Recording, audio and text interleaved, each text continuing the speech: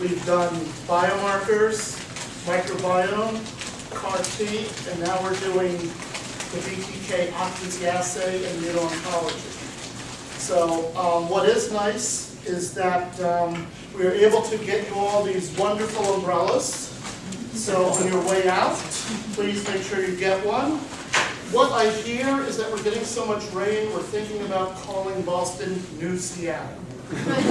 So, but they're good, and of course, you can advertise for us for free. I'd like to introduce Dr. Linda Roby, our VP of Scientific Affairs. She's the one that's technically hosting and has been able to provide our speaker for today. Thank you, Eric. Hi, everyone, and thank you so much for joining us for lunch today. It's hard to believe it's December already, and so much to do, and so little time before the year end, right? So we've had a great year at Cambridge Biomedical this year.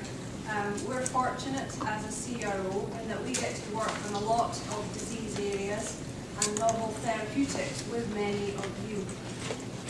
And in that, even although our contribution is quite small in the big scheme of things, we still take great pride in the successes that we see as these therapeutics move along the drug development pipeline. In April this year, we had an FDA inspection, and that inspection was of validation data for a number of assays, including PCR. We had an enzyme assay and an ELISA. Plus, we had a patient data set spanning nearly 10 years. The FDA inspectors, nevertheless, noted no observations and left, stating that the documentation was easily traceable and well defined, and that was just terrific. And that is public knowledge. That was a clinical trial in support of a rare disease, and the therapeutic was approved by the FDA in August of this year, and that's Galafold. These successes are what makes it wonderful for us to come to work each and every day, and we're very fortunate that we're allowed to collaborate with you in these exciting times. Now let me introduce our speaker today, and this is Malloy Mangada. And Dr. Mangada serves as our lead immunologist at Cambridge Biomedical, where he directs an accomplished team of scientists in the development and the validation of novel new assays in support of both preclinical and clinical trials. Malloy has over 20 years of experience in biomarker assay development, and he has a PhD in molecular virology, a master's in molecular biology and biotechnology, and a bachelor's in applied physics. He's impressive. Malloy's postdoc at the University of Massachusetts in their medical school, where he studied T-cell immunology. So without further ado, I'm going to hand over to Malloy, who's going to discuss the measurement of BTK occupancy. Thank you, Malloy. Good afternoon, everyone. Good afternoon, everyone. Thank you for coming and joining us for this talk. As Eric mentioned, we've been doing this BTK occupancy for a long time. So we've been doing this for a long time, and we consider ourselves experts in developing BTK occupancy assays. I'll start off with the huge field of immuno-oncology, which is growing rapidly day by day. We see all these new therapies coming out. And it covers broad-based immunotherapy, such as use of interleukin, interferons, or colony-stimulating factors. And there's a specific aspect to the immuno-oncology research, which can be humoral antibodies, such as rituximab, more recently and more popular would be checkpoint inhibitors against PD-1, PD-L1, or CTLA-4. And in contrast to the humoral response, we also have cellular therapies, such as recently the adopted T-cell transfer, or CAR T. And we have two approved therapies from the Novartis Kymriah and one from Kite, Yescarta, against non-Hodgkin's lymphoma and diffuse large B-cell lymphoma, respectively. So this is a menu of a significant part of what Kimberly Biomedical offers. We develop assays in immuno-oncology spanning these therapies and similar therapies. But this talk is mainly on BTK, which is a small molecule inhibitor. And BTK is a short for glucose tyrosine kinase, which is a member of the tech family of protein tyrosine kinases. And it's essential, it's very critical for B-cell development, and it's in the function of mature B-cells. And one of the great things about it is that it's expressed exclusively in B-cells and myeloid lineage cells. For example, mast cells, macrophages, platelets, and neutrophils. And it will come into play later. I'll explain why in the development of BTK occupancy assays. So this highly restrictive expression pattern makes it very attractive for making a target for therapeutics. Here's a schematic of a BTK structure. So you can see here, the BTK interacts with these other molecules in the cytoplasm, and PLC, gamma-2, and gamma-P, STAT3, other kinases such as SYK, and then so it does have a lot of, it plays a huge role in the intracellular signaling pathway. So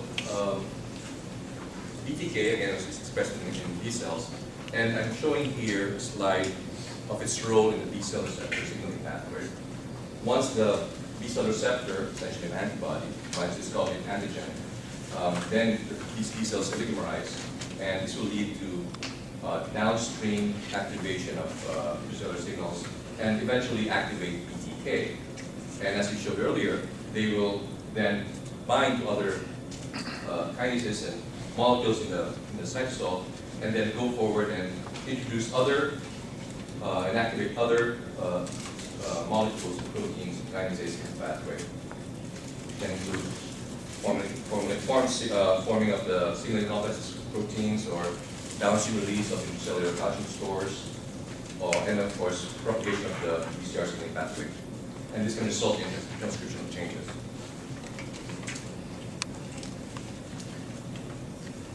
Besides B cell receptors, BTK has a role in other signaling pathways.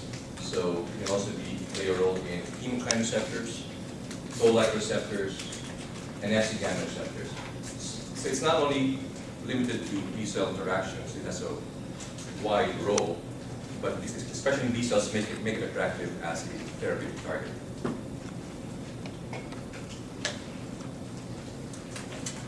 And here is where we have BTK's role in different cell malignancies, B cell malignancies. It's crucial for the survival and proliferation of leukemic B cells in this alphabet soup of different therapy indications: chronic lymphocytic leukemia, CLL, active lymphoma, Walden's from macroglobulinemia, activated B cell like large B cell lymphoma, primary CNS lymphoma, and again, also BTK is expressed in myeloid lineage cells, so it's implicated in having a role in these other cancers: follicular lymphoma, multiple myeloma, and marginal zone lymphoma.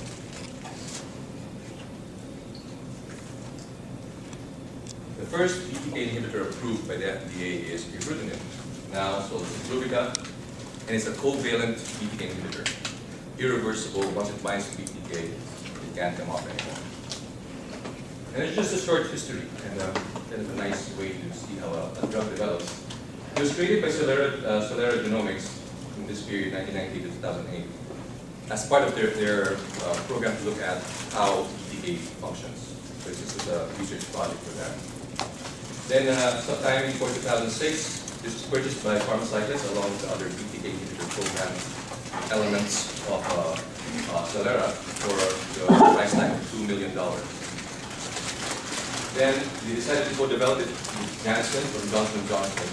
And by 2011, they had this contract growing to the tune of almost $1 billion. By 2013, the drug was approved by the FDA, And then Pharmacyclics was acquired by AbbVie in 2015 for $21 billion. So you can see how this little molecule here has progressed through the years.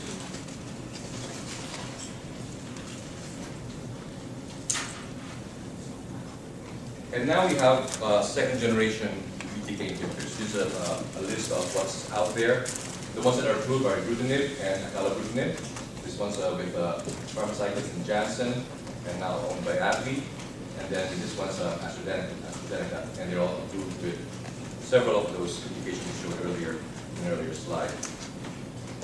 In clinical stage, we have several BTK inhibitors.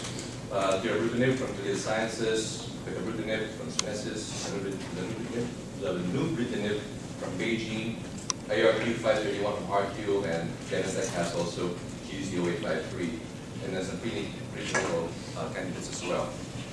I marked these three candidate therapies here with a green triangle because they are reversible inhibitors. Unlike, as I mentioned earlier, with ibrutinib, which is irreversible, it's a covalent inhibitor. These are not. And going forward with the BTK occupancy assay I'll be talking about, which assumes that it's an irreversible inhibitor, but it wouldn't work for these three drugs.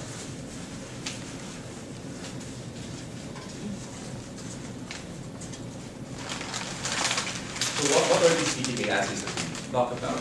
There are several. The one I'll be focusing on today is a BTK target occupancy ELISA. It is our expertise. It is composed of two separate assays, one to measure total BTK, which is a sandwich ELISA, and a free BTK, or unbound BTK, which is a competitive ELISA. There are other assays for BTK which will require lymphocyte isolation and measuring signaling or proliferation or activation of B cells. Or you can actually directly look at the kinase activity of BTK, essentially an enzymatic assay.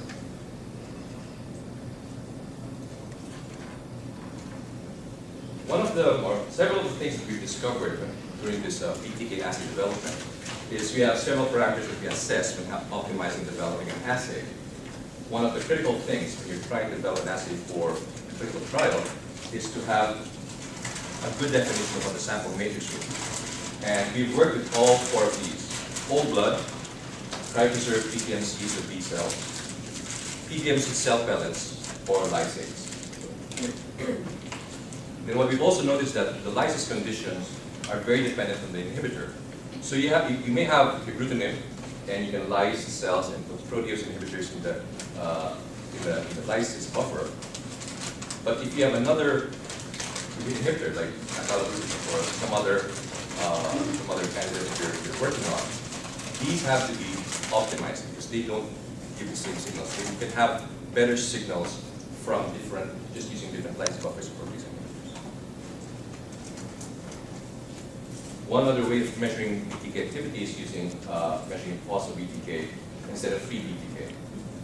And one of the things that we've also encountered is that we can actually use these occupancy assays for other kinases, for example, ITK or CDK7. So essentially, if you have an irreversible or covalent inhibitor for kinases binding to their active site, we can essentially transfer this assay for those different kinases. So let's go down to the meat of the topic, the BTK occupancy assay itself. The first part is we need to isolate PBMCs or B cells. B cells, of course, being a more costly option, but that's also one way to really narrow your cell population. And this is critical because, as I mentioned earlier, you have platelets and neutrophils in the whole blood, and those would have BTK. And if you're looking at your inhibitor and its actions, pharmacokinetic or pharmacodynamic effects on B cells, then you want to isolate your signals from the B cells. So we need to isolate PBMCs from the whole blood. And then we prepare lysase, as I mentioned earlier. And then we test for total and free BTK. Total BTK is captured using a specific monoclonal antibody, which is bound to an amino acid chain. And free BTK is also captured using the inhibitor itself, which is conjugated to biotin, which then is bound to a streptavidin plate. Then these bound and total free BTKs will be detected using a secondary antibody, And then this attention antibody can be conjugated with either HRP or sulfotag, and then can quantify that signal by spectrophotometry or electrochemoluminescence, depending on what platform you're using. I have here a schematic, and this is actually published in one of early study that we were involved in. And this is limited to the free BTK assay.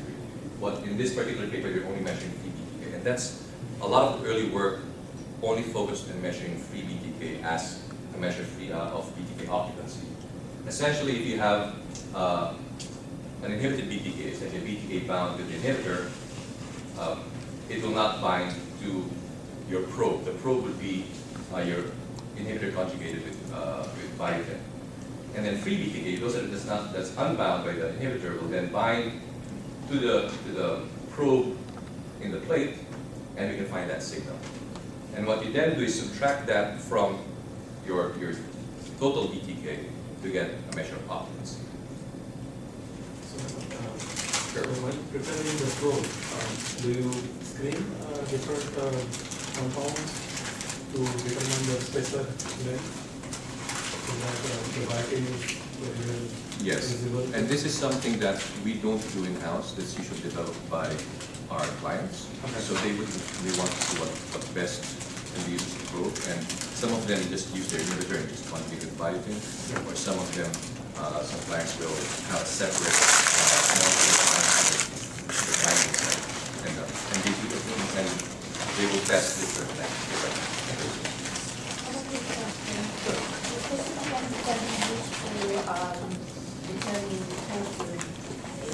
Is that used in determination of the free after the inhibitor? That is you can't, but it's more of what you capture is a BTK specific antibody. The secondary is another BTK specific antibody. So you have one that can be common to both, but you have the capture itself will be probe and antibody. Does that answer your question?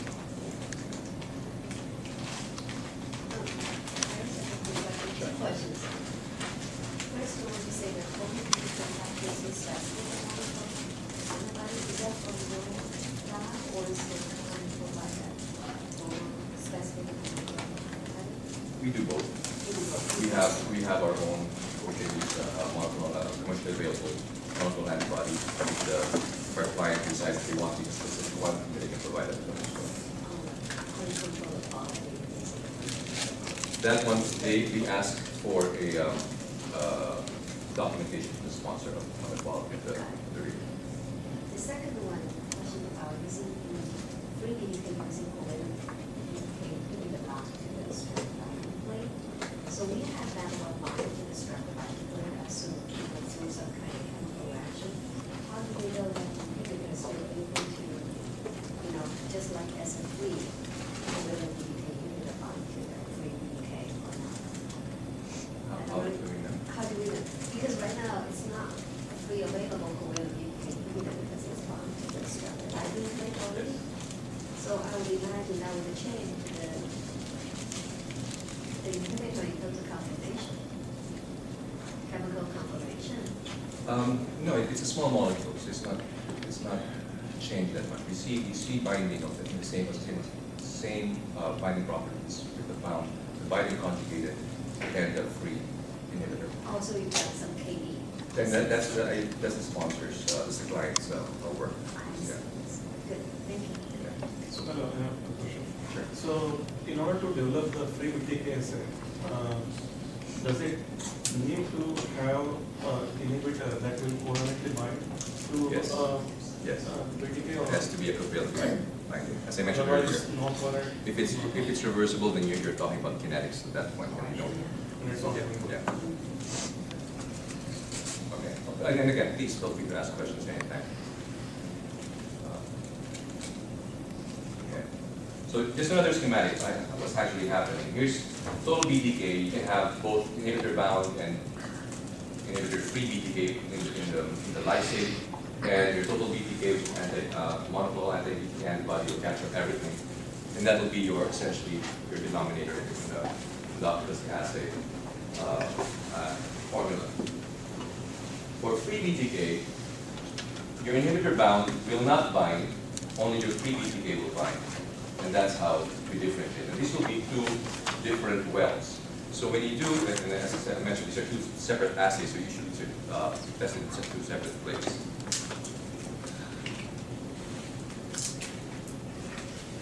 Now, as I mentioned earlier, we have two major platforms that we use, either it's ELISA, which is colorimetric based, or MSD based, which is immunoluminescence. For colorimetric ELISA, everybody has these. They're inexpensive reagents, using inexpensive equipment, using spectrophotometer to measure your signal. What you get though is sometimes you'll see high backgrounds, it's where you're using OD as the measurement. And your signal itself is OD, so it's logarithmic. With MSD, there is an exclusive source of reagents, mesoscale diagnostics, also an exclusive source of equipment. They sell the equipment to measure the signals from their kits, and consequently we have a higher price tag. The advantages we get with MSD though is that there's high sensitivity. Because of this platform, your background should be low. And the signal is linear, it's relatively light units. And in this case, we can deal with the raw data, the raw RLU data directly. When we're working with ELISA, we usually have to calculate the concentration. So we measure free BTK and assign a 5 gram per ml or nanogram per ml value, and then calculate our occupancy. With MSD, you can actually deal directly with the signals themselves and calculate occupancy from there. So what I've been showing you previously were assays that we've been doing at Cambridge Biomedical with a separate field. Okay. Earlier this year, a group from Gilead published this paper where they used FRET to be able to measure BTK accuracy in a single assay. They are responsible for the candidate I showed earlier in the previous slide. And essentially what you're doing is you're measuring free BTK and total BTK of the same BTK molecule. You have an anti-BTK antibody with your donor, and you have two acceptor molecules, one corresponding to an anti-BTK antibody, different from the first one, and your probe, which binds to biotin bound to your inhibitor with an acceptor molecule. So in this case, you'll have two signals from one molecule, total BTK and free BTK. And then in the case where you have this is bound by an inhibitor, you can't have the probe binding to it, so therefore you don't have a free BTK signal going to total BTK. And then you take the ratio of the free BTK to total BTK, that gives you your ratio of free BTK in the lysate, subtract that from 100%, and then you get your occupancy. Now this plays a role when you're looking at sample sizes or sample amounts, because when you're doing a clinical trial, you're concerned about how much blood you can take from your patients. The previous assays I mentioned usually would take about between 4 to 8 million ppmcs, which is about the size of one CPT2. We usually request more, just to make sure if we need to retest, we have enough sample to retest. But this helps if we can use this assay, then you can reduce your sample size, because in our previous assays you have to split that into two separate assays. In this case, you can use a single well to measure both. But using FRET technology would, of course, incur a higher price tag to the assay. Now, when we validate assays at Cambridge Biomedical, these are the parameters we assess. We look at the accuracy of the assay, we look at the reproducibility using intra and inter-assay precision. We look at the linearity of the results. We look at the dilution of the samples, how far it's diluted. We can get a result we can report. We look at the specificity in the sensitivity assay. We look at carryover, see how sensitive the assay is with respect to samples tested side by side. We also look at stability, long term at deep freeze or at overnight at room temperature at 4 degrees Celsius. And then you can also establish a reference range for these values across the population, and then you can determine a reportable range for each assay that we develop.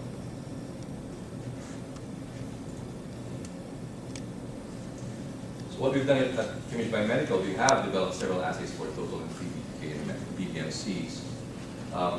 And what we do before we load the sample in the plate, we normalize across all samples that are being tested the given protein, total protein amount.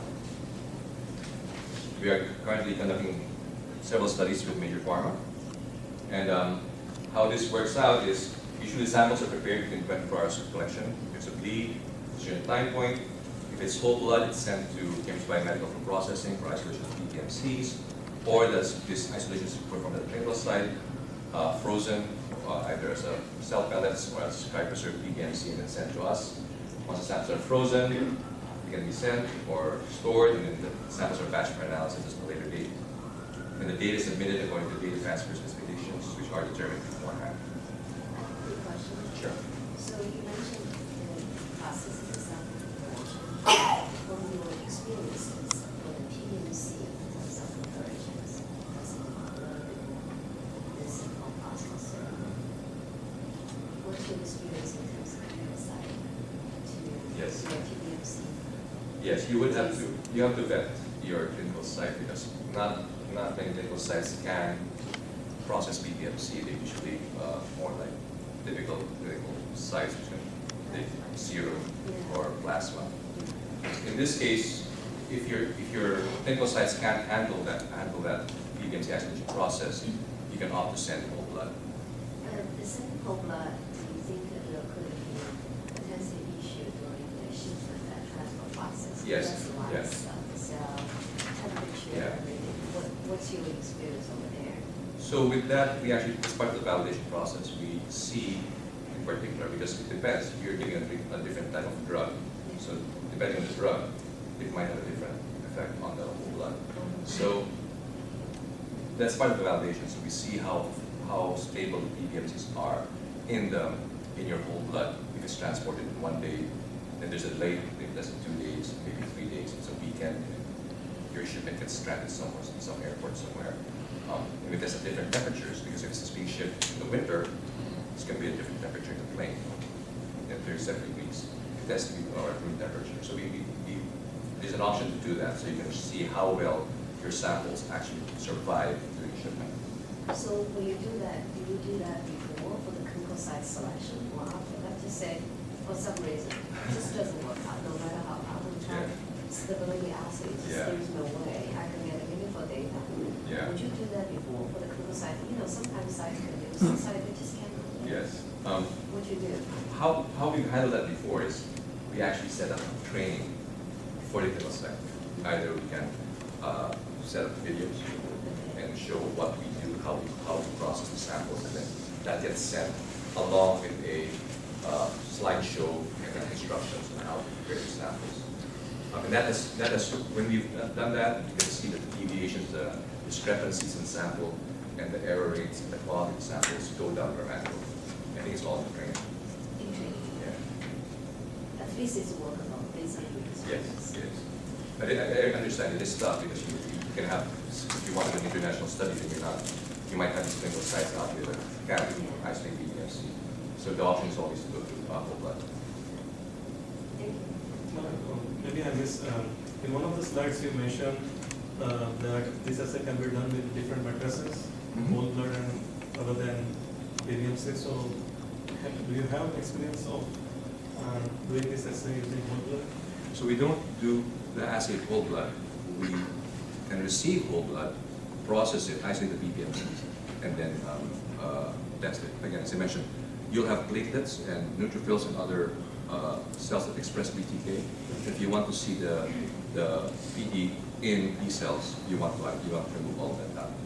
And why not just make a whole blood assay and do this assay? Do you think that will get a different result, or? Yes, yes. Yeah. Or at least you can say that what you're doing is only in B cells. Okay. You mentioned that Gilead now has a single assay to do both. Is it like commercially available? Does your organization use that, or you still want to collect and do them Yes. separate? At this point, what we are in validating assay is where we separate it to Okay. totally free. Gilead is not commercially available. It's a lab-developed assay that they use in-house for their purposes. And that paper came out in April 2018. So that's it's pretty recent. Oh.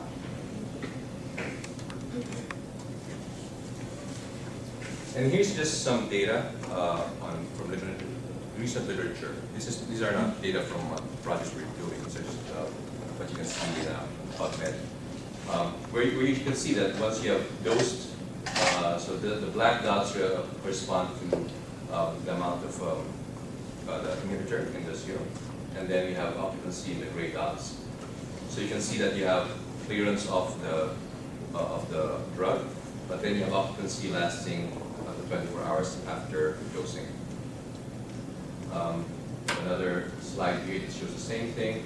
It shows both pharmacokinetics of the drug with the gray dot, gray solid dots, and then you have the solid line up here for CD69 inhibition, and then the gray dotted line for the occupancy. I'll have to specify that these tests were done using Western blots, which are pretty time consuming. They're at least to my experience, they're not as robust. What happens here is you really have to optimize the free BTK, and that's usually what they're looking at, is free BTK.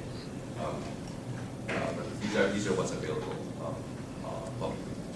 So There's some data. how do you calculate percent occupancy?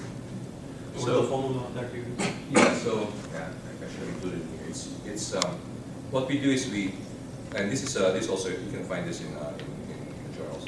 It's you have to look at free BTK over total BTK at the time point you're looking at, then free BTK over total BTK at the baseline, which is usually the pre-dose, and then that ratio of occupants or ratio, free BTK ratio on the time point over BTK ratio over at the baseline, you subtract that from 1 and multiply that by 100%. That will give you occupancy. And what's your experience of, say, if you measure one sample on free BTK and total BTK, the amount that is coming out of these, are they similar? For example, it is unoccupied Yeah. without any dose. Yes. So do you see same values in both the assays, or you see very different? Not necessarily, because as I mentioned, these are two different assays, distinct assays. One's competitive, one's a sandwich. They give good signals when you're looking at total BTK, but they are essentially and inherently different assays. You may not get the same signal, although you are measuring the same amount of BTK the same way. Even though you had used the same standard for products? Yes, exactly. So, sorry. So which one is higher and which one is lower? I'm just curious. I think we've seen both cases either way. Either way? Yeah. Okay. I think it also depends on the efficacy of the probe. Because essentially you capture, for the total, it's always going to be similar. It's an antibody. The probe changes depending on your drug, so your inhibitor. So that's what usually changes. Just for curiosity, let's looking at the PAD. So is this a once-a-day dosing? It's a once-a-day or PAD dosing drug? I'm not sure if they did another cycle after this, but they're just showing us the early stages of in 1 day, 24 hours. We will combine the drug later on. They're saying that the drug is given as beauty pharmacokinetics. Yeah, 24 exactly. hours to 7 hours. Yeah, in this case, for this particular drug, occupancy that.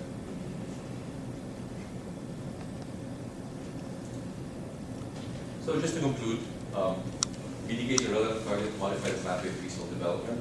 I'm going to skip that description.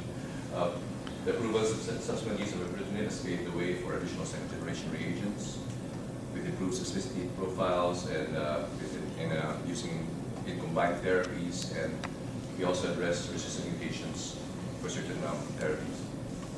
And lastly, a well-characterized and validated assay is useful and required tool in the development of BTK inhibitors for the clinic. Thanks, and if you have more questions, So, I think we're satisfied. Well, thank you very much, Malloy.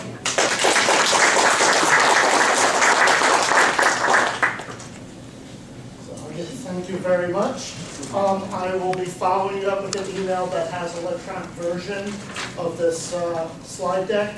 It will also have links to 2 brand new BTK papers that just came out in November from EMD Serota. So again, it's our pleasure if there's something that we can address your specific needs to set up a one-on-one meeting and really find out how we may be able to partner for your success.